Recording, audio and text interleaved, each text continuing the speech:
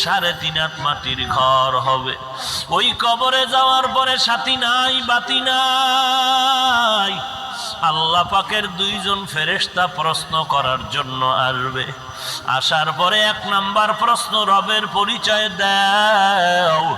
2 number প্রশ্ন হবে তুমি ধর্মের পরিচয় দাও। 3 নাম্বার প্রশ্ন হবে তুমি রহমাতুল লিল আলামিনের পরিচয় দাও।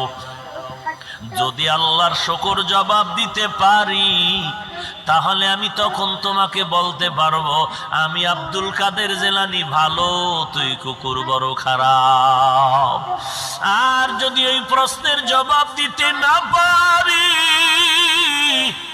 তখন আমার কবর হয়ে যাবে জাহান্নামের আগুন। 1টা নয়, 2টা নয়, 70 থেকে 99টা সাপ কবর ভরে যাবে। 2 পার্শ্বের মাটির চা